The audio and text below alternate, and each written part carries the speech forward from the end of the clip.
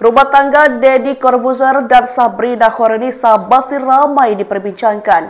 Meski Deddy Corbuzier telah membagikan momen terbarunya dengan Sabrina yang menunjukkan rumah tangganya baik-baik saja, psikolog Lita Gading pun bereaksi. Ia tampak menyoroti pernikahan Deddy dan Sabrina itu. Lita Gading terlihat turut membahas soal beberapa potongan video Sabrina saat menjadi bintang tamu podcast.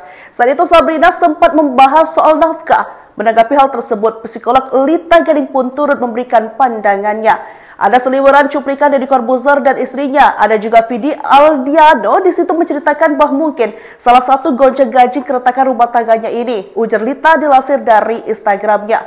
Lebih lanjut, wanita lulusan S3 psikolog klinik tersebut menilai bahwa tuntutan Sabrina sebenarnya wajar. Menurut saya, Sabrina itu sudah benar walaupun dia menghasilkan uang sendiri, bekerja sendiri, punya penghasilan besar dari karirnya. Tetap saja uang pemberian suami itu namanya nafkah, jadi harus diberikan kepada istrinya. Lanjutnya.